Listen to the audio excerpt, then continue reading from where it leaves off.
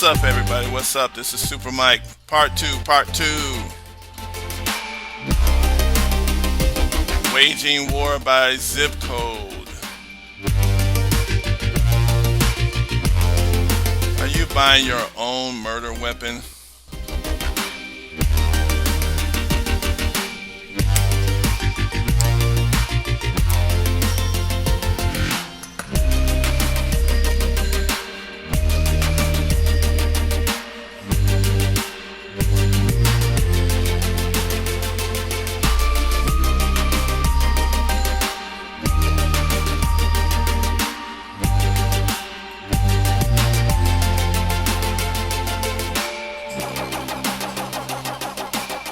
All right, let's get into it. Let's start it off. Everybody. Okay, so this is the second part two, waging war by zip code. We're dealing with Dr. Wesley's report on how our food has been deliberately weaponized against us.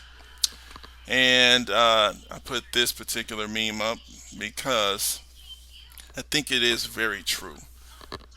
We were taught that there's a such thing as the devil, but it's not, something with horns in his head in the ground somewhere. It's actually people. And if you can find somebody that's worse, bring them here. All right, so we're going to get back into this. I'm just going to read this report. Let me show this to you guys. This is part two. Let me get this set up. All right, so what are we doing here? Hold on. All right. And so I'm just going to start reading this report. And like I said, for some people, you hear something like this, you don't care, it doesn't matter. I'm going to still eat what I want to eat. But when you see, for us who muster up the strength to try to change ourselves, when we see certain behaviors in the community, and they're very confusing to us, what's wrong with people's minds? Okay, it's a condition of the mind, right? So it's several factors at play. But this is what the ones that we can't see, those are the weapons that, are more devastating to us. So we can tell crack, we can see heroin, we can see meth, we can see Molly, we can see gangster rap, drug rap music, we can see the police killing us, we can see, you know, the effects of slavery, and we can see the financial games that's being played against our communities to destroy us. We can see the defunding of education. We can see the prison industrial complex. And we can see all types of just random sabotage that black folks have dealt with. But here's something that many of us can hardly see: food as chemical warfare. So this is part two. So I'm going to go into this. In 1977, the New York Times published the first expose on the U.S. government's darkest and dirtiest secrets, the CIA's MK Ultra program, which was a secret 25 million dollar effort by the Central Intelligence Agency to learn how to control the human mind. And let me give you guys one of the earliest victims of this program. This is James Thornwell. James Thornwell, he is a veteran. He was a member of the military. Okay, they used him, and there's a movie right here on YouTube. You can get it. I think the Real Black has a good movie. Go ahead and type in MK Ultra on YouTube. I'll put the link to it. James Thornwell. They experiment with this man. They go through his story and how they pretty much destroyed this man's life, affecting his children and everything, because they wanted to see these effects. Now, these are the effects, and they used him because he is black, and this was their target: black people, right? So that's why they use black people to experiment on, just like Dr. Wesley said. The white man's a scientist, and the Negro is his science project, right? So let's get back to this. The CIA sought an offensive, so they were offending. They sought an offensive use for behavior control, not defensive. They wanted to reduce a man to a bewildered, self doubting mass in order to subvert his principles, the Times reported. And uh, the CIA sought to crack the mental defenses of enemy agents to be able to program them and its own operatives. So they wanted to use this on their own people to carry out any mission, even against their will and against the fundamental laws of nature as self preservation. By the 1960s, the CIA was exploring ways for predictably influencing human behavior through the use of drugs. In 1966, the agency established a behavioral pharmacology program in order to develop the capability to manipulate human behavior in a predictable manner through the use of drugs. And that's why they give drugs, right? They give specific drugs in the community. And if you notice, the drugs that affect our community are pretty ubiquitous. So when crack comes out, it comes out from California to New York. When marijuana comes out, it comes out from California to New York. It comes all the way out across the country because these drugs create predictable behaviors in us, and those predictable behaviors can be exploited, right? So they already have systems set up to, because they already know what's going to happen when you're affected by this particular drug. So they already have the criminalized media. They already have the traps set because they already know what the results are going to be from those particular drugs, right? And then the social effects of the drugs, because the drugs allow them to have an excuse to patrol your neighborhoods, because really they don't have any reason to be there if it wasn't for drugs. And so since there's drugs in your neighborhood, the people who don't take drugs, they ask the police to come in, and the police are there to control not only the drugs, but they're there to control your businesses. They're there to control all your business, to stop you from making random money, uh, whatever. So code enforcements, they can run all kind of game, because and then they can do pimping and all kind of stuff just because you have drugs in the neighborhood, right? So these drugs, the CIA created this so they can have drugs that uh, make people do stuff in a predictable manner through the use of drugs. This was a secret program because the CIA was fully aware of the fact that its methods and agendas crossed the line. It was determined that the unwitting experimentation of citizens was unethical but essential. Okay? So they knew it wasn't ethical, but they did it anyway. And here's an example of that. I'm going to give you guys this picture. Let's see. So they put sterility in your food. Now, this is from scientists. See, these people, here's another example. This guy, Ronald Siegel, he's the one who synthesized crack cocaine. Ronald Siegel, and this is the picture.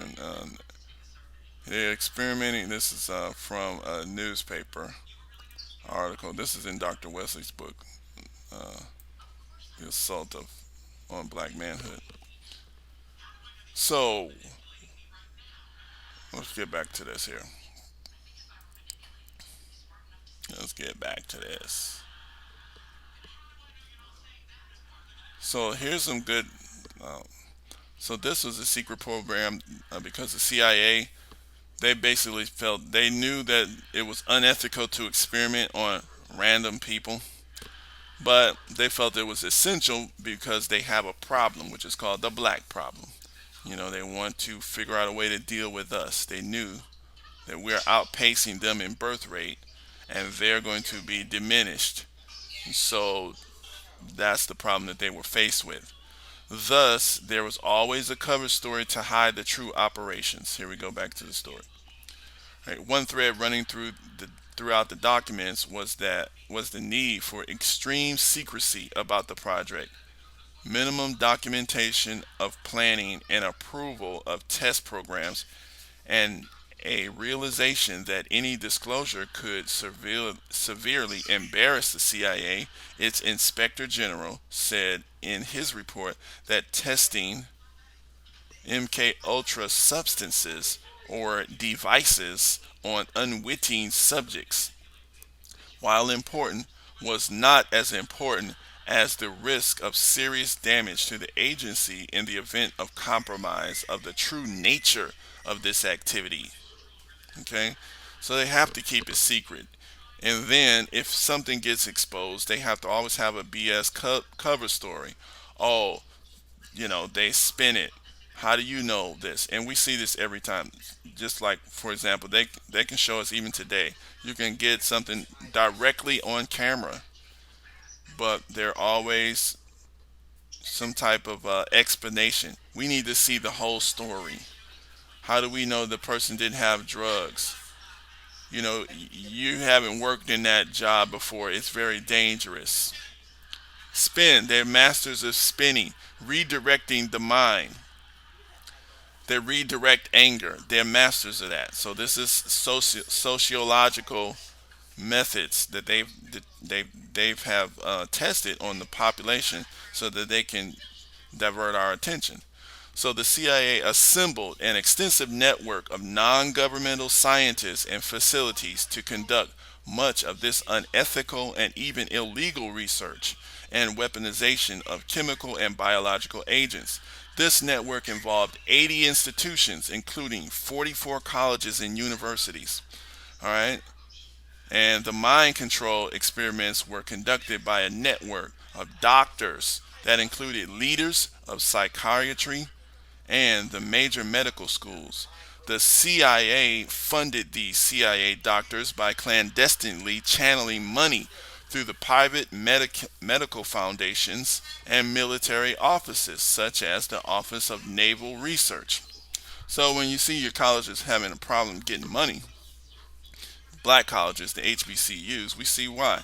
You see, because these people are funding research to kill black people. So they don't want to let this out. They're not going to give you the cash to do this.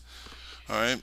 There was an urgent need that there was an urgent need, the CIA and other agencies argued, to develop effective and practical techniques to render an individual subservient. See, black folks in America, we are subservient and they want to keep you that way chemically. So they want to render an individual subservient to an imposed will or control. The CIA men who led the way, enlisting the support of the Army, the Navy, the Air Force, the Departments of Agriculture, Health, Education, Welfare, and several other agencies, acknowledged among themselves that much of what they were setting out to do was unethical, bordered on illegal, and would be repugnant to the American people. So they made certain that these activities were tightly known only to the director, Alan Dulles, and a handful of operatives and high ranking aides.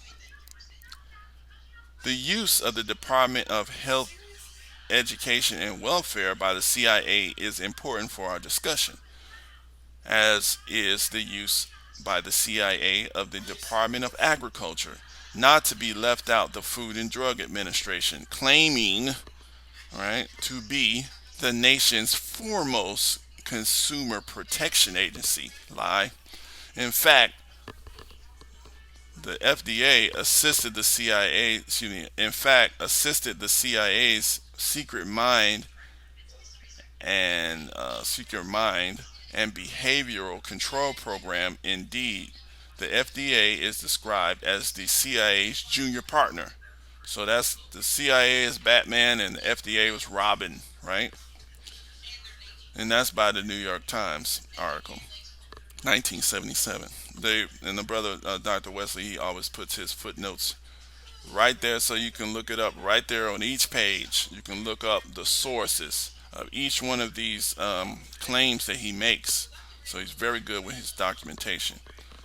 The CIA's junior partner in the FDA allowed the CIA to test chemical and biological agents in its laboratories and testing facilities. The Department of Agriculture aided the CIA mind control program by importing various botanicals, which is plants, that can be tested as behavioral modification agents. So these are drugs, right? Plants, it's natural. These are the arguments that black people come up with to smoke these mind numbing substances, right? The CIA, USDA, and FDA, the Department of Health and Health, uh, well, I forgot that. I got it. The HDA, the Health and Educational Welfare, the Department of Health and Educational Welfare, now the Department of Health and Human Services, and the U.S. Army Chemical Corps are all colluders. So they work together. That's what colluding means. All right. Why solicit the aid of the Department of Agriculture and the FDA? All right, and this is from New York Times, 1977. The CIA sought a way to manufacture food that looked and tasted normal, but when eaten, would create confusion and anxiety. And you see black folks running around confused, anxious, stressed out. We got all of these sprays on our food, sprays on the plants, all these preservatives. A cookie. Go to the store and get a cookie and turn around, read the ingredients. How many ingredients does it take to make a cookie? A cookie. Really? Okay, so that, I mean, we knew this even when we was kids. We was like, okay, I can't even read this. Deoxide, ribonucleic, and ribosomal dextrose, and whoopity wop and whoopity whoop. Just eat it. It's good. What's the cream made out of? Read some Oreos. All right. We are talking about weaponized food here. We know that the CIA is squarely in the business of weaponizing food and releasing it upon an unsuspecting population. In August 1951, the inhabitants of the quiet village of Pont Saint d'Esprit in southern France suddenly fell ill, struck down with mass insanity and frightful hallucinations of terrible beast and fire. 5 people died, dozens were interned in asylums, and hundreds were afflicted. For 50 years, it was assumed that the outbreak was inadvertently caused by a local baker who unknowingly served the village bread contaminated with ergot and the hallucinogenic mold that infects rye grain. So notice how when something happened, they create an excuse. People just naturally come up with an excuse. You don't know what happened. You just make something up because you don't know what happened, so you just make it up. And let's see, I have that actually. See, look at this. I got the paper, so y'all can look at this here. Bread madness traced in France. Baker tells investigation he believes, you're not sure, 1 sack of flour caused weird sickness. In France, and this is August, this is 1951. Yeah, people died here. What really happened? 50 years later, the government has openly, so basically, for 50 years, it was assumed that the outbreak was inadvertently caused by a local baker. It was assumed that the outbreak was caused by a local baker who unknowingly served the villagers with a contaminant bread contaminated with ergot. In fact, the local bread was deliberately contaminated with LSD by the CIA and the U.S. Army as part of a human chemical warfare experiment. Let's see what happens. The U.S. government has openly considered such chemical manipulation of food to increase infertility in populations of color, domestic and foreign, as a solution to the alleged population crisis. A 1969 New York Times article says, in a possible, it says, excuse me, 1969, the New York Times article says enough. A possibility that the government might have to put sterility drugs in reservoirs and in food shipped to foreign countries to limit human multiplication was envisioned today by a leading crusader on the population problem. So that's letting you know right there. The weapons of war. See, we're thinking that war is also always fought with a bomb, with a gun, with Agent Orange. The weapons of war is food and drugs. So this is what they're using. And so this is why you're going nuts and you don't even know what's going on out here. Your kids is going crazy. You're buying these little red and colory drinks and all this crap. This is a weapon. You're buying your own murder weapons, right? So on November 24th, 1969, the 13th National Conference of the U.S. UNESCO, United Nations Educational, Scientific, and Cultural Organization Commission, was held in New York City. UNESCO is a 100-member commission consisting of representatives of government, outside organizations, and the public, but appointed by the U.S. Secretary of State. This 13th National Conference was keynoted by President Richard Nixon, Chief Science Advisor Dr. Lee Dubridge. And let's see who that is. This is this devil. Sorry. Yeah, not this devil. Lee Dubridge, who introduced the discussion of global and domestic population crisis. So this is the one who publicly came out with this population crisis stuff that we hear so much today. And basically, the answer they already have an answer to. Their answer to the population crisis is to kill you, kill regular people, black folks, and people that are non-Aryan whites, right?